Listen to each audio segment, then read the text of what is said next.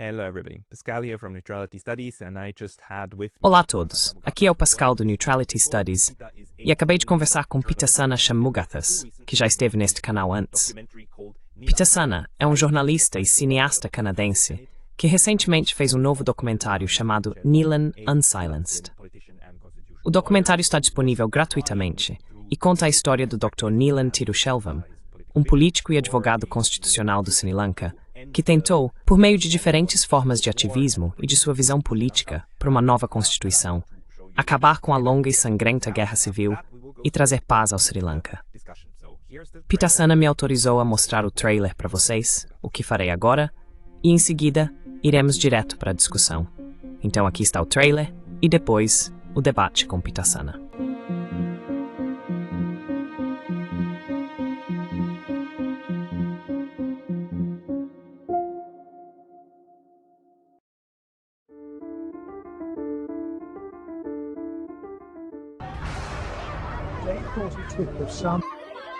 As cenas que você acabou de ver são dos estágios finais da Guerra Civil do Sri Lanka em 2009, quando as forças do governo bombardearam áreas civis tâmils.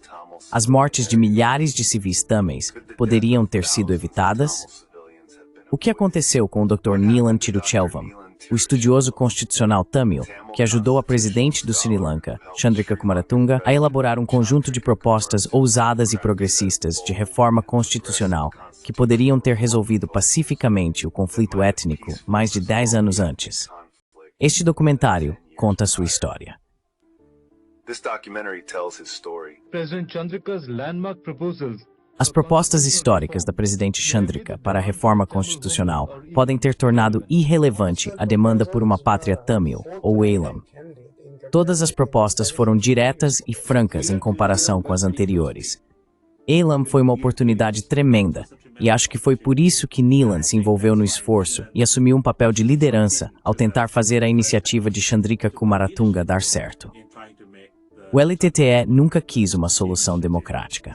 Eles não queriam a descentralização. Pessoas como Neelan tinham outras ideias e realmente enxergavam soluções. Quando você não atribui nenhum valor sagrado à sua própria vida, cruza um importante limiar emocional. Isso significa que você se torna quase a máquina de combate mais perfeita, mais completa.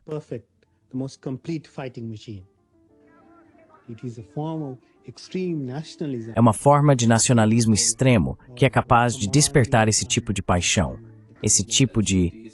A metodologia política dos Tigres de Libertação do Tamilam e sua principal estratégia, eliminar e matar aqueles que rotulavam como traidores, é uma espécie de câncer social.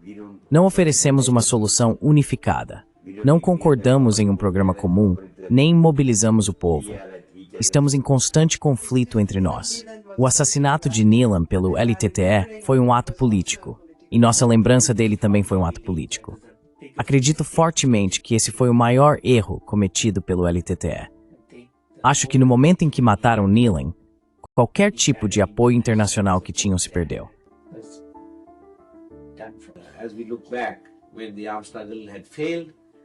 Ao olharmos para trás, quando a luta armada fracassou, houve tanta perda e destruição, principalmente para o povo tâmil, se compararmos quem perdeu mais. E ao buscarmos uma solução, o caminho que Neelan nos mostrou é o único disponível para nós. Você deve pensar em Neelan não apenas pelo seu papel em relação ao, entre aspas, conflito étnico, com ênfase especial, é claro, em seu próprio país. Mas é preciso vê-lo como uma figura importante para todo o desenvolvimento do movimento de direitos humanos. Esta é uma sociedade insular e, portanto, ambas as comunidades estiveram historicamente e estarão no futuro presas a essa ilha.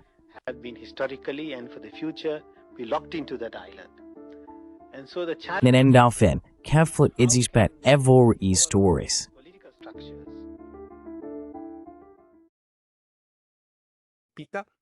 Pitasana, você também é de ascendência singalesa e se inspira muito nessa pessoa.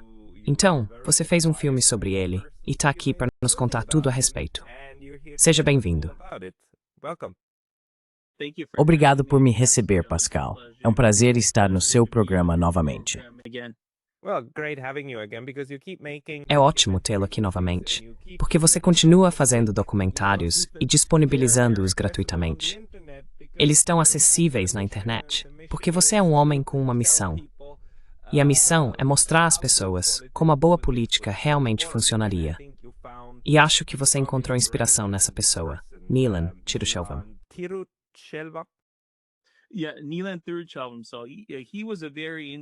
Sim, Neelan Tiruchelvam. Ele foi uma figura muito inspiradora. Neelan nasceu e cresceu no Ceilão britânico, que hoje é o Sri Lanka.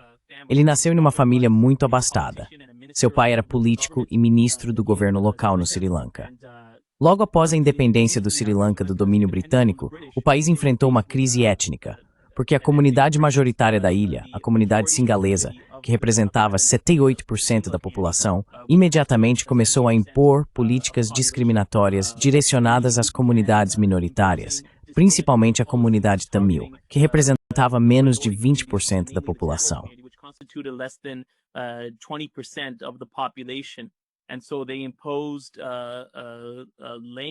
E assim, eles impuseram políticas linguísticas como o Ato do Sinhala Único, tornando o Sinhala a única língua oficial e discriminando e privando os falantes de Tamil de cargos no governo e de posições dentro da alta sociedade. E houve pogroms étnicos, por décadas e décadas. O pai de Neelan estava ativamente tentando promover uma solução federal. Ele buscava implementar políticas que protegessem os direitos das comunidades minoritárias sob um sistema federal. Mas o pai de Neelan não teve sucesso nesse objetivo, devido à rivalidade entre os partidos políticos da maioria singalesa. Assim, seu filho cresceu exposto a esse ambiente e estava determinado a mudar as coisas. E eles próprios eram tamils ou singaleses? Desculpe. Sim. Então Neelan fazia parte da minoria Tamil. Ele nasceu como um Tamil étnico. Mas eles cresceram em um ambiente muito abastado. Quando os britânicos estavam no poder, eles privilegiaram a minoria Tamil. E isso gerou um grande ressentimento entre a maioria singalesa, porque os Tamils estavam sendo representados de forma desproporcional no país. No exército, por exemplo, cerca de 40% das forças armadas do Ceilão eram Tamils, mesmo que eles representassem menos de 20% da população. Eles estavam presentes em áreas como engenharia e educação, em percentuais esmagadores, muito acima de sua porcentagem real na ilha.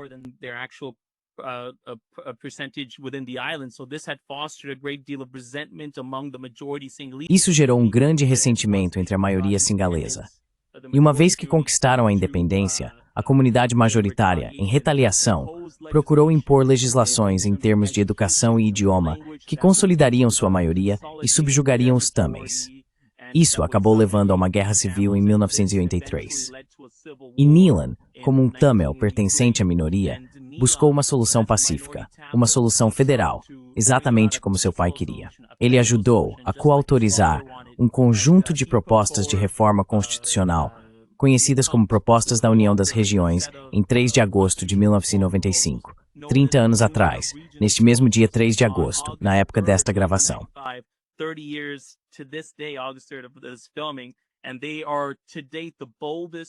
E elas são, até o momento, as propostas mais ousadas e progressistas que buscam reparar as queixas das comunidades minoritárias. Essa é uma citação, uma declaração feita por Neelan, e até agora, elas representam a tentativa mais ousada de reparar as queixas das comunidades minoritárias. Elas descentralizam uma quantidade significativa de poder, algo sem precedentes nos últimos 30 anos. Portanto, essas propostas fornecem um modelo para o que o atual governo do Sri Lanka deveria implementar em seu objetivo declarado de criar uma nova constituição para o país.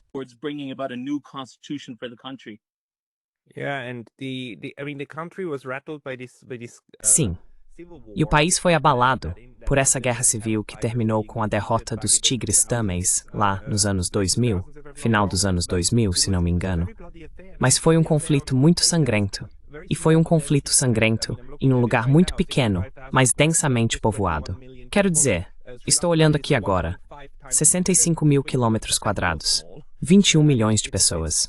O Sri Lanka é 1,5 vezes maior que a Suíça, mas ainda assim é pequeno e tem mais de 20 milhões de habitantes. Então, uma das minhas convidadas nesse canal antes, a Dr. Darini Rajasingam Senanayake, Ela também falou sobre o legado colonial britânico, assim como a doutora Asoka Bandarajee. E elas sempre destacaram, vejam, essas comunidades costumavam viver juntas nesta ilha por séculos, e não se matavam, não estavam umas contra as outras. Então, algo aconteceu durante o período colonial britânico que acabou dividindo essa ilha. Você pode falar um pouco sobre isso? E talvez, se o seu entrevistado também tiver pensamentos sobre o legado do conflito, de onde ele vem. On the legacy of the conflict, where it's coming from. Sim. Então, quando o Ceilão, atualmente conhecido como Sri Lanka, estava sob domínio britânico, os britânicos haviam colonizado todo o território do Ceilão. Havia outros poderes, como os portugueses e os holandeses. Eles estavam principalmente preocupados com a marinha, controlando os portos, mas os britânicos tinham o controle administrativo do Ceilão. Eles usavam a língua inglesa, juntamente com a ajuda de missionários ingleses, que em grande parte se estabeleceram no norte e leste do país, regiões dominadas pelos Tamils. Esses missionários tiveram uma influência significativa sobre a minoria de língua Tamil, tornando-os mais fluentes em inglês. Como resultado, o poder colonial britânico utilizou os Tamils para servir na administração britânica do Ceilão em números desproporcionais em relação à maioria singalesa.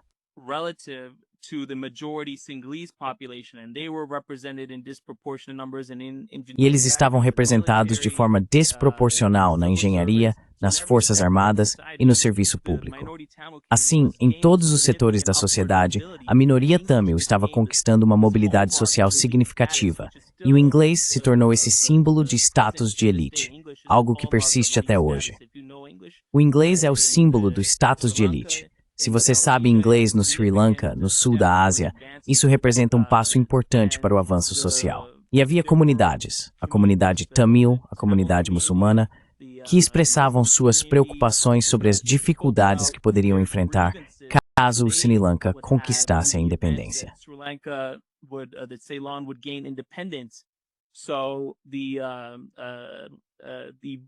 Então os britânicos elaboraram uma constituição, a Constituição Soulbury. E isso foi feito sem considerar a comunidade Tamil e a comunidade muçulmana. Os britânicos já haviam concedido o sufrágio universal ao povo do Ceilão. Isso causou grande ansiedade entre as comunidades minoritárias muçulmana e Tamil, porque agora eles estavam em uma posição em que os singaleses teriam um poder de maioria esmagadora assim que os britânicos partissem, e podiam quer retaliação por queixas. Então os britânicos disseram, não se preocupe, há a Constituição.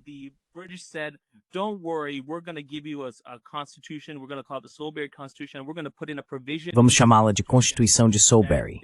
Vamos incluir uma cláusula nessa Constituição que impede o governo de implementar qualquer legislação discriminatória com base em idioma. Então vamos colocar essa cláusula nessa Constituição.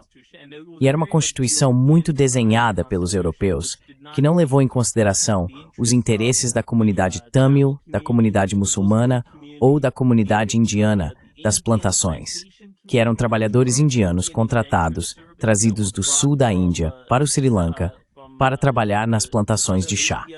Não considerou as necessidades deles. E essa foi a Constituição que o Sri Lanka teve como Constituição de independência.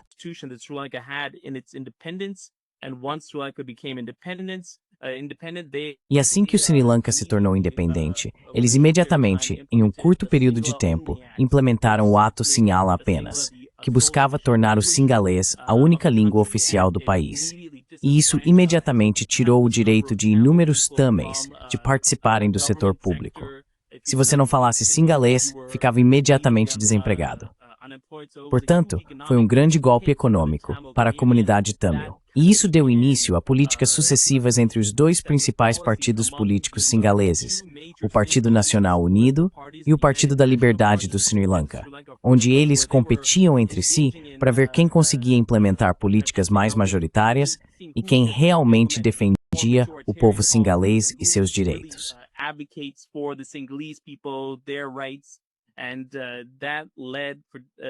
E isso levou a décadas sucessivas de políticas discriminatórias. Depois, resultou em um grande pogrom em julho de 1983, no qual milhares de Tamils foram mortos. E isso levou a décadas sucessivas de políticas discriminatórias. Depois, resultou em um grande pogrom em julho de 1983, no qual milhares de Tamils foram mortos. Isso desencadeou uma guerra civil de 25 anos, em que o povo tâmil do norte e do leste queria seu próprio estado separado, sentindo que essa era a única forma de se proteger da violência majoritária singalesa e das políticas discriminatórias que haviam privado os tâmils de direitos em relação à língua, educação e qualquer forma de mobilidade econômica ascendente dentro da sociedade do Sri Lanka. Então, esse é um breve histórico de uma sociedade muito complexa.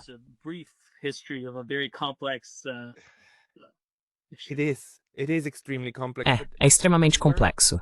Mas devo ter perdido algo. Achei que havia uma cláusula na Constituição, naquela Constituição imposta pelos britânicos, que proíbe a discriminação linguística. Então, como isso foi implementado? A Constituição foi realmente alterada?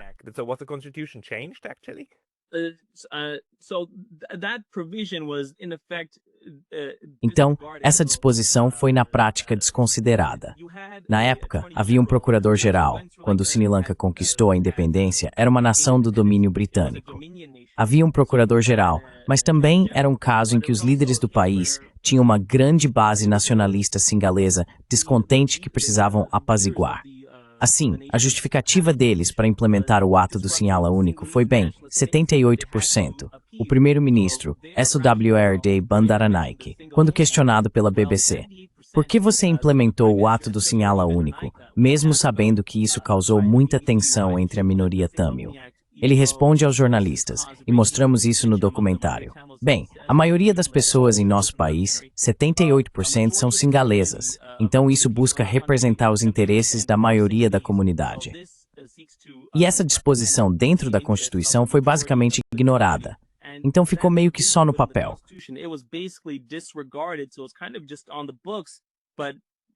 Mas não havia realmente nenhum pisna e nenhum impedimento real que impedisse a implementação da União, porque os britânicos de fato tinham campo fall.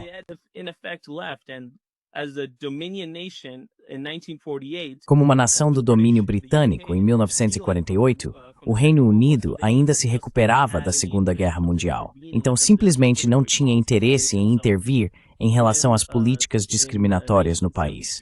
Quando em 1972, o Sri Lanka se tornou uma república e deixou de ser um domínio, isso encorajou ainda mais o Sri Lanka a implementar uma constituição que foi ainda mais longe na consolidação dos poderes da maioria da comunidade singalesa. Eles criaram uma constituição unitária, e em 1978 essa constituição se tornou ainda mais centralizada como resultado da presidência executiva. Isso meio que inicia toda uma nova história a partir daí.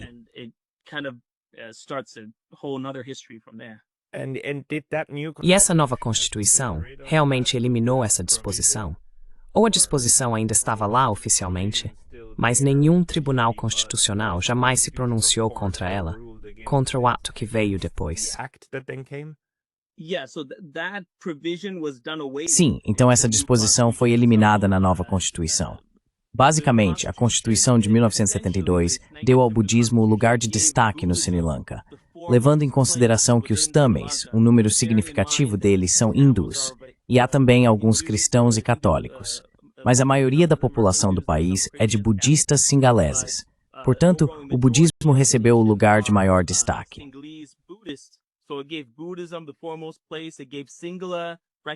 Deu aos singalês o reconhecimento como única língua oficial mais uma vez, e não reconheceu o tâmil como língua oficial, apesar do fato de que no norte e no leste, a esmagadora maioria das pessoas nessas regiões fala tâmil.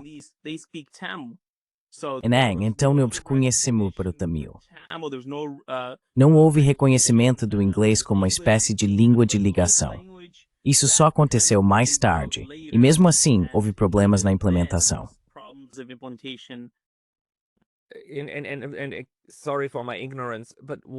Desculpe pela minha ignorância, mas o que diferencia os singaleses dos tâmils? Se existem várias religiões entre eles e outros fatores de diferenciação, qual é o principal elemento que faz de um tâmil e de um singalês um singalês? Então, singalês é um idioma. Singaleses são um grupo étnico. Portanto, os singueses falam o idioma singalês. E o povo Tamil, ele é tanto um grupo étnico, quanto o Tamil é também uma língua.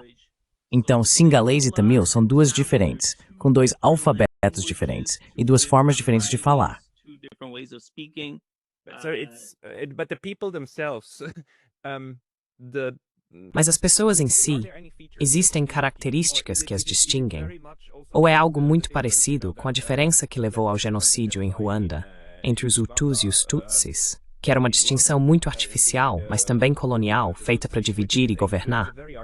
É uma questão semelhante no Sri Lanka? Ou existem outras formas pelas quais esses povos surgiram? in Sri Lanka, or are there like different ways where these people came from? Bem, existe uma história de pessoas que vieram de outros países e de outras partes da Índia que remonta a séculos e séculos. Mas, na verdade, não há nenhuma diferença física real entre singaleses e tâmils.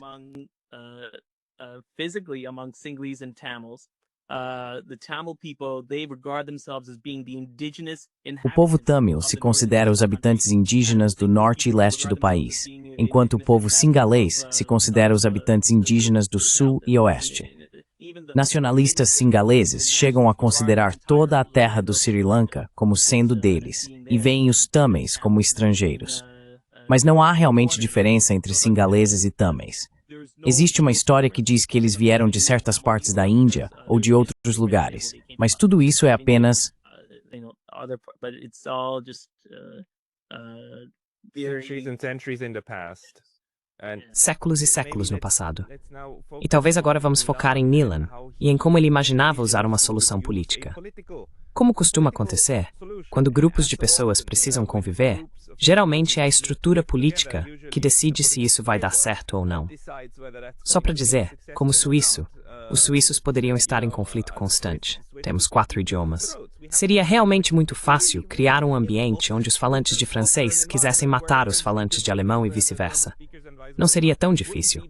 Mas, felizmente, temos uma estrutura política que impede que isso aconteça e, na verdade, incentiva uma forma positiva de trabalhar juntos. Qual era a visão de Neelan para tentar amenizar essa situação que já estava esquentando nos anos 70 e depois explodiu nos anos 80?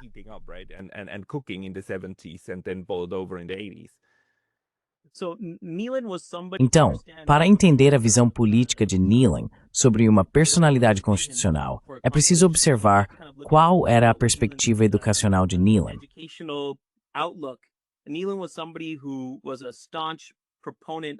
Neelan era alguém que defendia firmemente a democracia, o federalismo, a convivência de comunidades diversas vivendo juntas, com direitos políticos, linguísticos e econômicos iguais.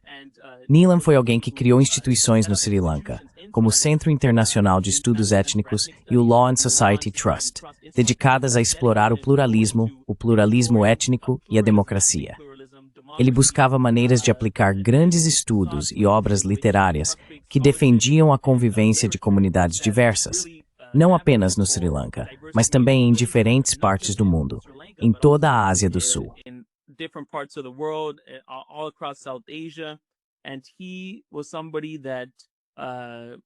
E ele era alguém que, em razão de sua formação, ele estudou direito no Sri Lanka, mas também fez mestrado e doutorado em direito na Harvard Law School, tinha uma perspectiva muito universal sobre o direito internacional e sobre como uma Constituição precisa estar ancorada em princípios fundamentais do direito internacional.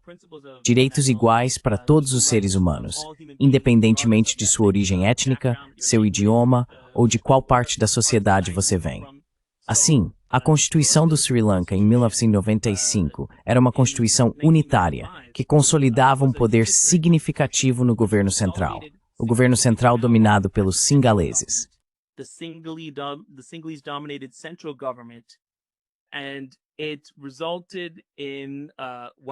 Isso resultou no fato de que quaisquer poderes concedidos pelo governo central às regiões podiam ser unilateralmente retirados pelo governo central com uma maioria de 2/3, sob qualquer pretexto.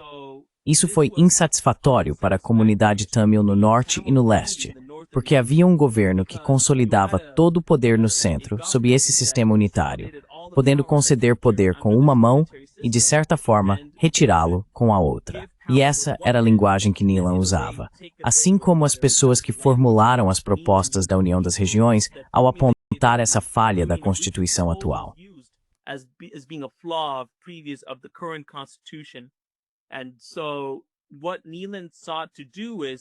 O que Neelan buscava fazer era fazer com que o governo central transferisse poder para as regiões, mas também estabelecer mecanismos de controle que impedissem o governo central de retirar unilateralmente esses poderes sob algum pretexto fabricado.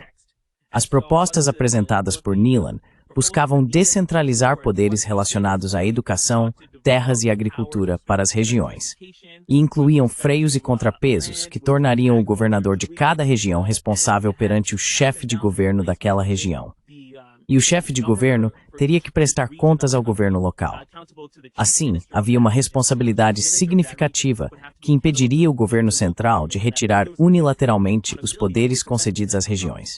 Unilaterally taking away the powers that was given to the regions, and there was a devolution. E havia uma comissão de devolução que foi defendida na Constituição de Neelan, que buscava incorporar pessoas de todas as regiões do país em relação a quaisquer disputas que tivessem sobre poderes que consideravam necessários serem transferidos para as regiões.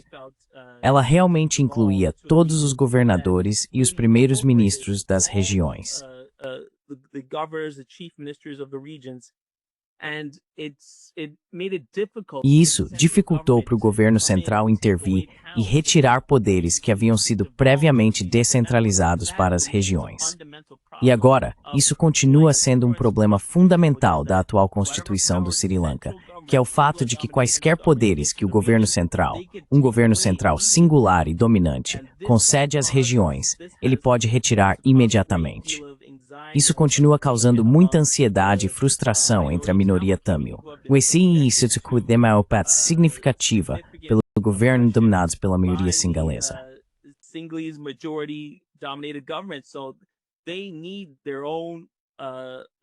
Então eles precisavam de uma certa autonomia para governar sem ter que se preocupar com o governo central tirando seu poder.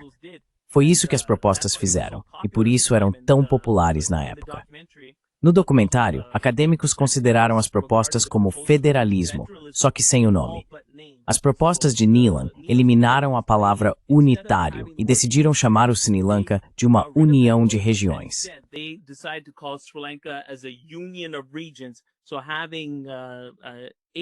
Então eles imaginaram 8 regiões, e essas regiões teriam poderes significativos descentralizados para elas, com freios e contrapesos que tornariam muito difícil para o governo central retirar esses poderes. Atualmente, na Constituição do Sri Lanka, temos algo chamado lista concorrente, lista nacional e lista regional. A lista concorrente é onde existem poderes supostamente compartilhados entre o governo central e as regiões. Mas, na verdade, a forma como a lista concorrente funciona é que o governo central pode conceder esses poderes às regiões, mas pode retirá-los imediatamente. O que as propostas de Neelan fizeram foi abolir completamente a lista concorrente e propor poderes que eram definidos e distintos entre o governo central e as regiões.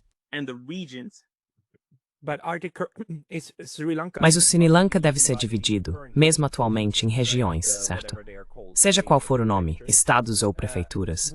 Não haveria, mesmo fora da comunidade Tamil, um interesse considerável nessas, como você chama, na verdade, estados ou prefeituras, ou como você chama? Elas são chamadas de províncias.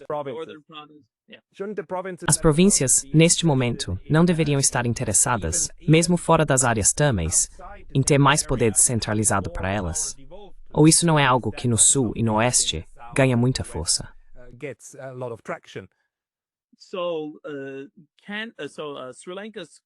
A atual Constituição do Sri Lanka, em termos de compartilhamento de poder, foi introduzida em 1987, como resultado da 13ª emenda à Constituição.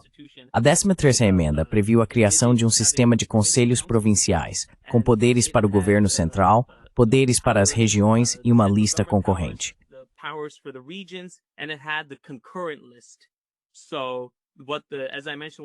Então, como mencionei, o que a lista concorrente fez foi permitir que o governo central e o governo regional tivessem poderes compartilhados, mas o governo central podia retirar esses poderes a qualquer momento.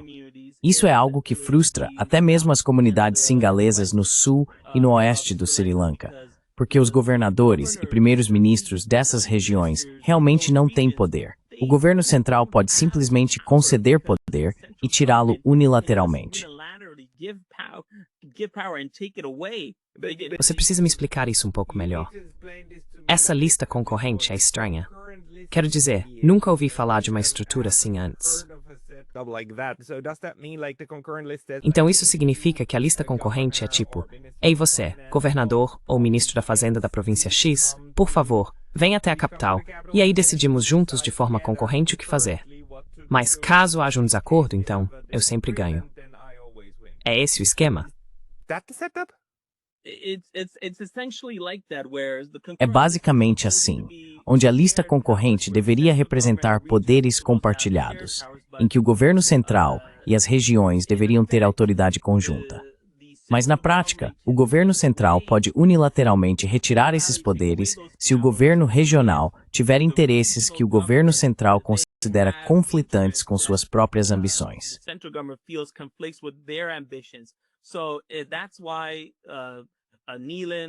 É por isso que Neelan e muitas pessoas que estavam formulando as propostas das regiões da União disseram que, na prática, o sistema atual de partilha de poder do Sri Lanka é em que o poder é concedido com uma mão e retirado com a outra.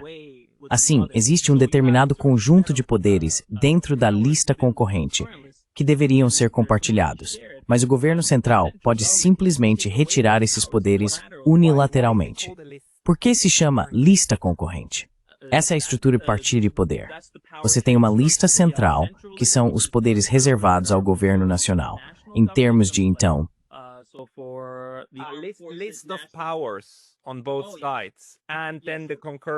para a lista de poderes de ambos os lados, e depois a lista de poderes concorrentes, ou seja, poderes compartilhados, sim. E o Neelan já queria transformar isso em uma estrutura federal, o que foi fortemente contestado, e seu ativismo político acabou até custando sua vida. Você pode talvez nos contar como termina a história dele, antes de voltarmos para o ponto em que estamos hoje?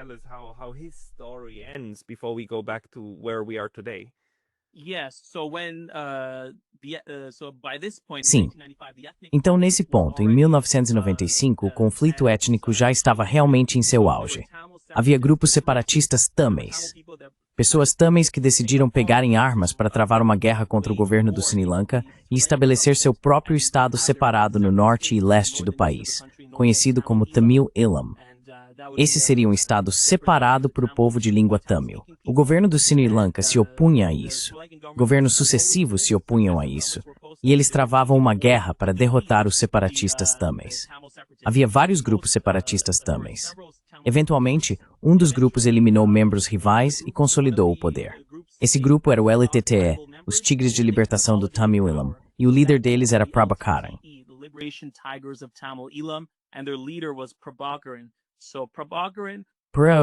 Prabhakaran acreditava firmemente que os tâmeis deveriam defender um estado separado e que qualquer tâmil que entrasse no estado Sinti era um traidor.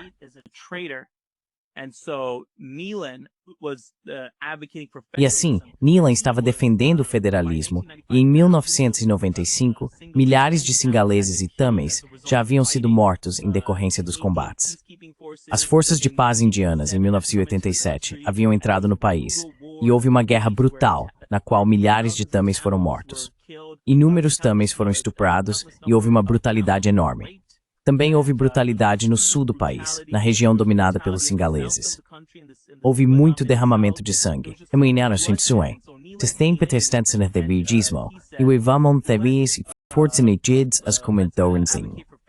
Which would take into account the interests of all the communities in the island. It would devolve power from the central government to the regions.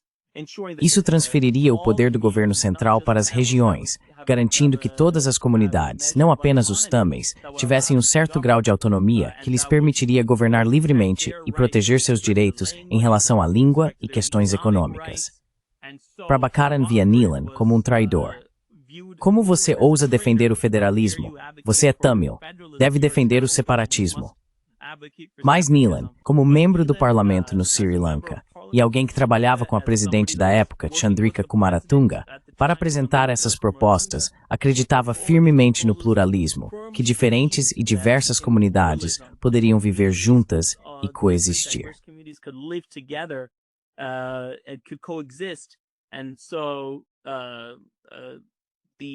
Assim, o LTTE, liderado por Prabhakaran, tinha um histórico de matar qualquer Tamil que agisse de forma contrária à ideia de um Estado separado.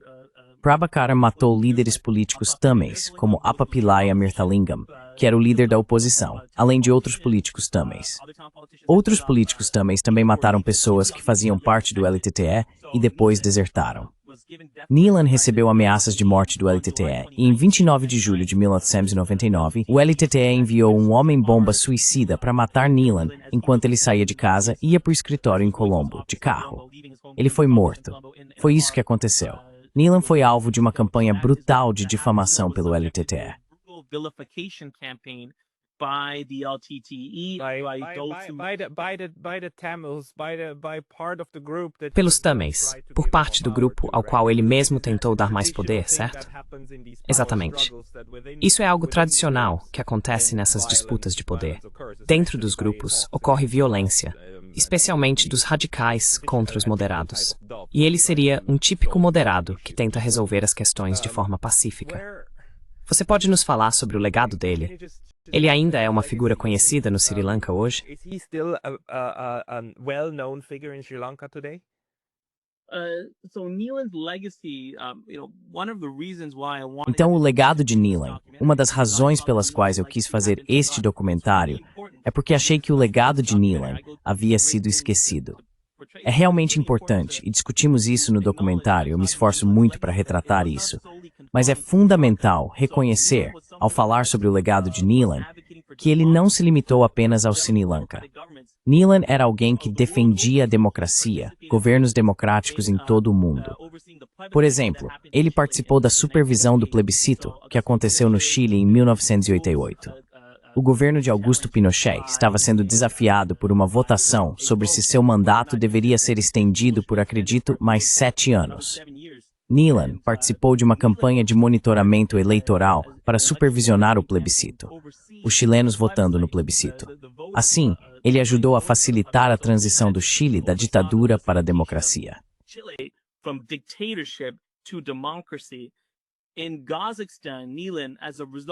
No Cazaquistão, Neelan, devido à sua experiência em direito constitucional, a União Soviética havia acabado de se dissolver e o Cazaquistão era uma potência nuclear. Ele possuía armas nucleares por ter feito parte da União Soviética.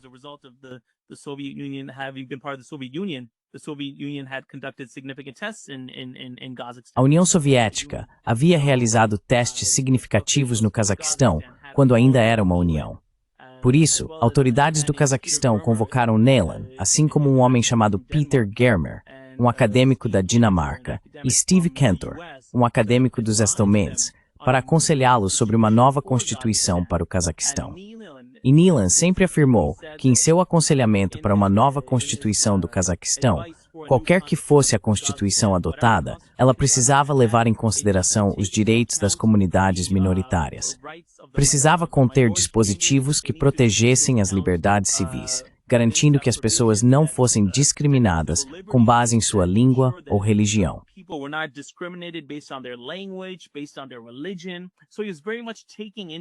Então ele estava levando muito em consideração seu conhecimento e sua história como singalês e o que vivenciou crescendo no Sri Lanka, tendo fundado instituições como o Centro Internacional de Estudos Étnicos. Ele estava pegando esses ideais e promovendo-os pelo mundo todo.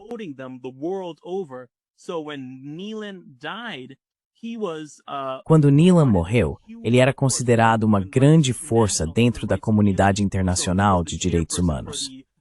Ele era o presidente do proeminente Minority Rights Group, com sede em Londres, então estava significativamente à frente na defesa da proteção dos direitos das minorias em todo o mundo. Como membro do parlamento no Sri Lanka, enquanto trabalhava nessas reformas constitucionais para o país, Neelam falava constantemente sobre as dificuldades que o povo tâmil do norte e do leste enfrentava nas mãos do Estado do Sri Lanka, em termos de tortura, sequestro, desaparecimentos forçados e o exército restringindo a entrada de mercadorias no norte e no leste. Ele era alguém que falava consistentemente sobre essas questões e também incorporava o direito internacional em seus discursos. Então ele falava sobre a necessidade de respeitar os direitos internacionais no que diz respeito à proteção das pessoas contra a discriminação baseada em sua religião ou idioma. Ele incorporava relatórios de direitos humanos da Anistia Internacional e da Human Rights Watch. Ele fazia referência a relatórios elaborados por relatores especiais da ONU que visitaram o país e examinaram o uso, pelo governo, de legislações draconianas como a Lei de Prevenção ao Terrorismo para deter pessoas arbitrariamente. Ele também abordava questões em que as forças armadas do Sri Lanka estavam envolvidas em estupros assassinos de pessoas tâmils.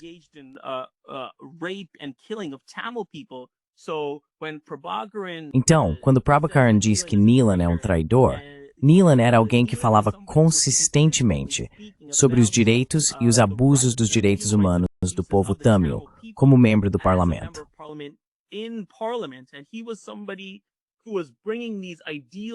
E ele era alguém que trazia esses ideais de direitos humanos e democracia para o mundo. E eu acho que isso é importante. Ele não era apenas alguém do Sri Lanka, mas alguém que acreditava no pluralismo e na convivência entre comunidades. Ele acreditava nesses ideais em escala global e era um defensor firme de soluções democráticas como o caminho para resolver diferenças, e não através da violência.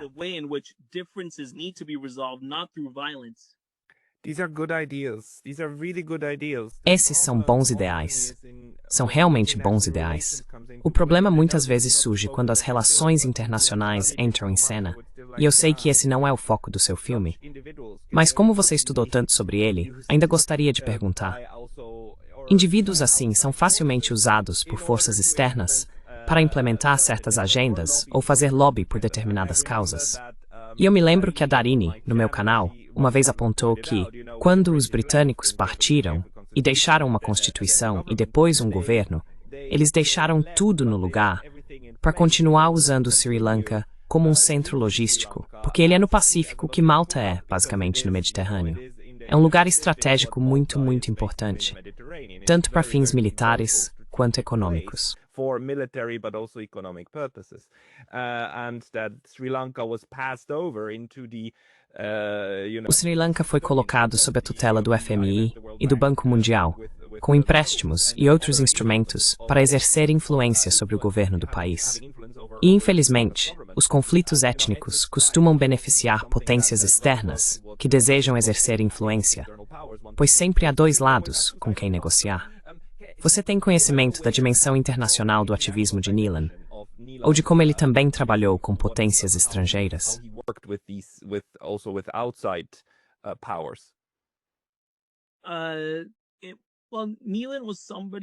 Bem, Neelam era alguém que acreditava na construção de instituições. Então ele acreditava que instituições dentro do Sul Global deveriam trabalhar juntas em solidariedade para defender a igualdade e os direitos das minorias.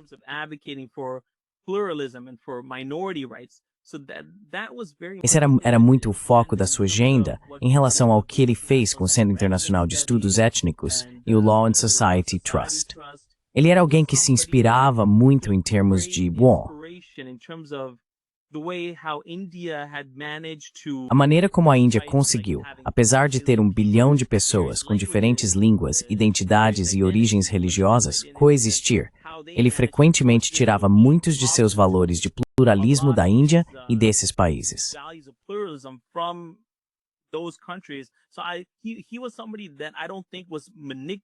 Então eu não acho que ele era alguém manipulado por potências externas para agir de maneiras enganosas ou subservientes aos interesses delas. Neelam foi, na verdade, acusado disso pelo LTTE, de ser um agente da CIA e e de ter sido enviado para sabotar o objetivo do separatismo do LTTE, um Estado separado. Assim, ele foi acusado de ser seu Centro Internacional de Estudos Étnicos, foi acusado de ter recebido financiamento de forças da CIA.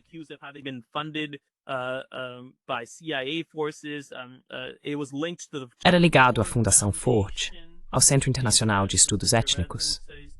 Mas isso foi usado por muito tempo como uma espécie de teoria da conspiração para dizer que Nealon era um agente da CIA.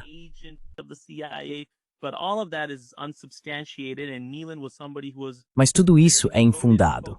E Nealon era alguém muito dedicado e focado na democracia, especialmente no monitoramento democrático de eleições. No contexto do sul da Ásia, a instituição de Nealon, o Centro Internacional de Estudos Étnicos, foi pioneira no monitoramento de eleições em Bangladesh, na África do Sul e no que ele fez no Chile. Portanto, ele era alguém que acreditava firmemente que a democracia era o caminho para que comunidades coexistissem sem violência. E Nealon era alguém que, em seu objetivo de alcançar isso, muitas vezes precisava trabalhar com pessoas como, por exemplo, no Chile, o NDI, o Instituto Nacional Democrático.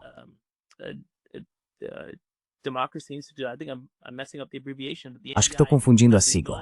O NDI é conhecido por ser uma organização afiliada aos S-1000, meio que ligada à CIA, que faz o trabalho da CIA no sentido de subverter a democracia.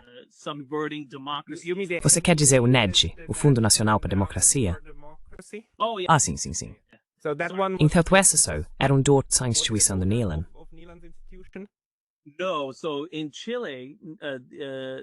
Não. No Chile, eles faziam parte da equipe de monitoramento da eleição para o plebiscito, que determinaria se Augusto Pinochet teria mais 7 anos de governo ou se haveria uma democracia. Eles estavam trabalhando para supervisionar o plebiscito. E Nealon estava trabalhando com eles. Nealon era alguém que trabalhava com pessoas que faziam parte do establishment, mas sempre mantinha sua individualidade em relação à sua missão de monitoramento democrático das eleições e ao pluralismo, no sentido de comunidades coexistindo juntas. Nesse sentido, eu diria que ele não foi corrompido por essas forças externas. Ele era alguém que buscava trabalhar com elas para construir consenso em questões maiores de pluralismo e democracia, conforme ele via.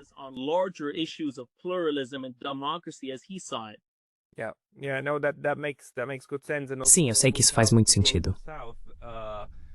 E também de sul global para sul global, construção, fortalecimento e monitoramento de instituições. Porque realmente ajuda quando países do sul global vão até outros, já que naturalmente não tem uma abordagem autoritária, mas sim um papel mais consultivo. Eles dão conselhos adequados e não ordens, o que é algo muito positivo.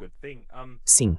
O que você vê, só para trazer para os dias atuais, antes de começarmos a conversar, você também disse que o Sri Lanka está novamente em um momento especial, em que ideias que Nealon tinha poderiam ser implementadas novamente para descentralizar o poder. O que está acontecendo agora? E por que ele ou suas ideias ainda são relevantes?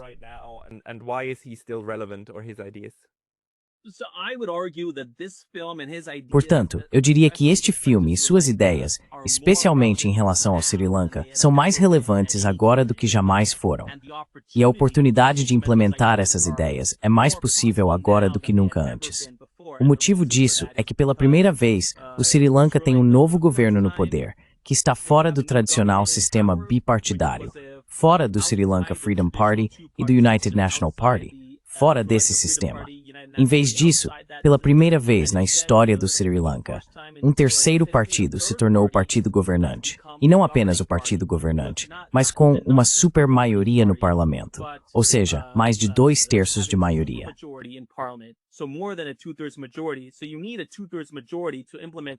Então, é necessário uma maioria de 2/3 para implementar uma reforma constitucional.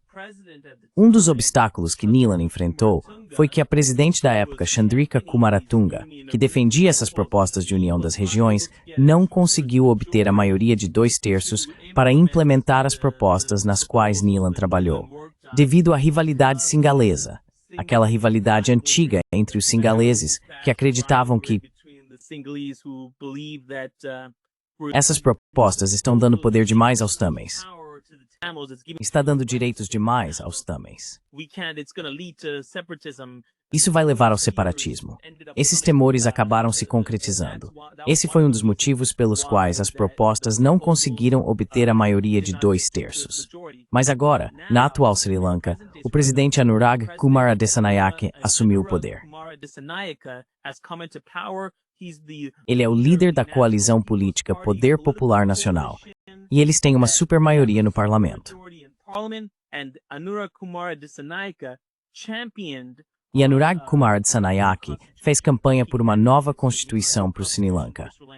Uma constituição que descentralizaria o poder para as regiões e até para os governos locais, que acabaria com a presidência executiva no Sri Lanka e que garantiria que o poder estivesse nas mãos do parlamento.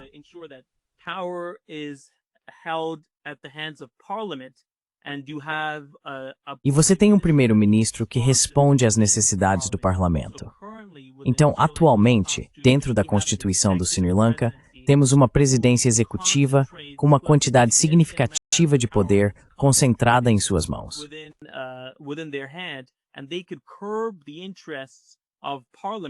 E eles poderiam conter os interesses do parlamento e governar de uma forma um tanto autoritária.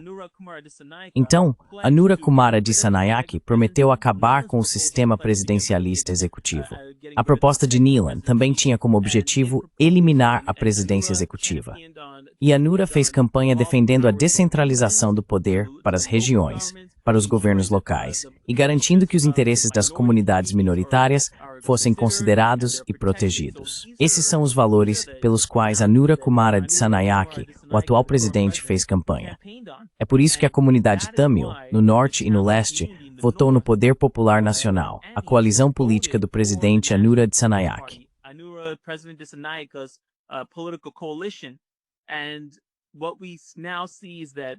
E o que vemos agora é que quase um ano após o início de seu governo, em setembro, completará um ano do governo do presidente Dissanayake.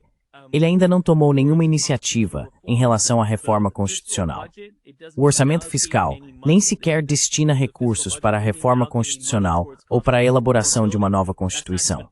Isso nem faz parte do orçamento deste ano, ou seja, nem está em discussão. Portanto, apesar de terem uma supermaioria, Anura Kumara Dissanayake simplesmente não demonstra preocupação com a reforma constitucional, porque o presidente Dissanayake afirmou que é preciso consertar a economia do Sri Lanka. O Sri Lanka sofreu um grande colapso econômico em 2022, quando o povo se levantou e expulsou o então presidente Gotabaya Rajapaksa. A economia do Sri Lanka, ela estava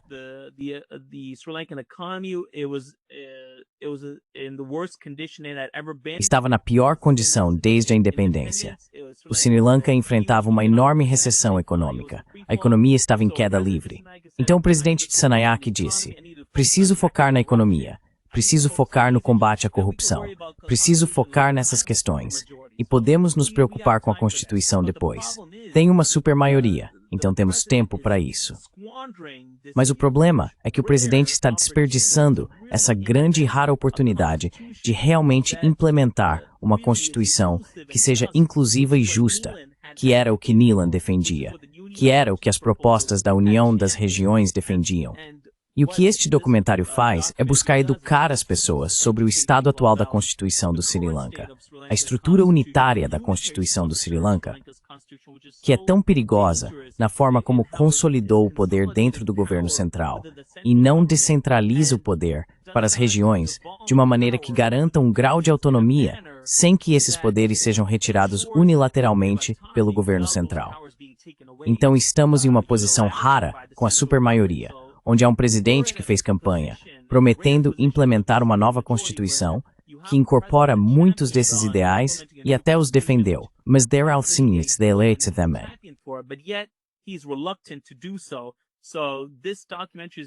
Então este documentário foi feito especialmente para educar os singaleses e para que eles exijam que o presidente Dissanayake avance com a reforma constitucional e implemente essa Constituição, porque temos essa rara supermaioria que talvez não tenhamos na próxima eleição. Ela pode desaparecer, e aí voltamos à estaca zero.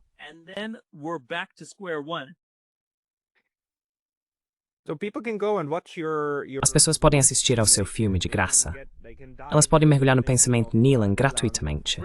A página inicial é www.nilanunsilenced.com. Elas deveriam procurar seu trabalho. Should they go anywhere else also to find your work? You can follow my Twitter page. Você também pode seguir minha página no Twitter. É o meu primeiro nome, PITASANNA. Eu compartilho muitos artigos que escrevo. Sou redator sênior do Jurist, que é uma publicação de notícias jurídicas liderada por estudantes de direito. Escrevo muitos artigos sobre o Sri Lanka, assuntos globais, Israel-Palestina. Já entrevistei até o atual embaixador do Canadá nas Nações Unidas e o questionei extensivamente sobre Israel-Palestina, Rússia, Ucrânia e todas estas questões. Então, além disso, você está como meu com Twitter, Tuang.